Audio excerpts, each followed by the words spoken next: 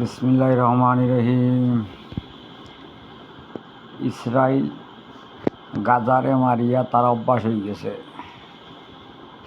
মারতে মারতে এখন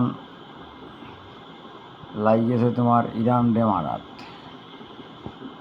বাঘর উপরে যে টাগ আছে এখান তো আর হে জানে না, টাগর উপরে সুন্দরী আছে। এখন ইসরাইল ছোট একটা দেশ, হে বড় বড় দেশের উপরে হামলা করে। তার দেশের মানুষ হইতো না 1 কোটি, আমরা বাংলাদেশে আছে 19 কোটি বা 18 কোটি বা 20 কোটি হইতে পারে। আমরা বাংলাদেশ কত বড় এক দেশ, এরপরও আমরা কোনো দেশের লগে আমরা লাগি না, আমরা অস্ত্র নাই। আর ইসরায়েল সামান্য এক দেশ হইয়া হে বিভিন্ন দেশের কথা উনিয়া হে মুসলমানের উপরে হামলা করে, ফাফে বাপরও ছাড়ে না। আল্লাহ তারে এমন বাদাম দিছে, একবারে গাজা বানাইয়া ফেলাই দিছে। ইরানে তারে যদি 1-2 দিন হামলা করে তো ইসরায়েলের মাটি ছাড়া আর কোনটা পাইতায় না।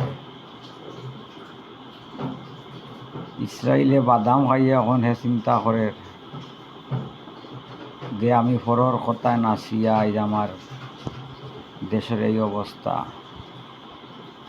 ইসরায়েল এমন এক দেশ, হে ফরর কথায় লাগে মুসলমানের উপরে হামলা করে, লাস্টে তার দেশ ধ্বংস। তো ইসরায়েল হইল তোমার ফরর গুলাম, হে ফরর গুলামি করিয়া মুসলমানের উপরে হামলা করে। এই জবাব এখন হে পাইছে।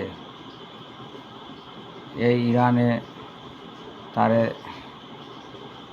সকলতাইয়া 2 ঘন্টা হইতো না, 2 ঘন্টার ভিতরে ইরানে ইসরায়েলকে একবারে ধূলিসাৎ করিয়া দিছে।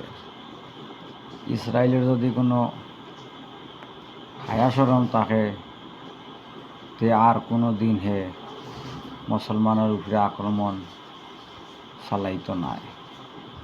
আর যদি ইসরায়েলে মুসলমানের উপরে হামলা করে তো ইনশাল্লাহ ইসরায়েলের খালি মাটি থাকবো, ইসরায়েলের আর বংশধর থাকতো না ইনশাল্লাহ।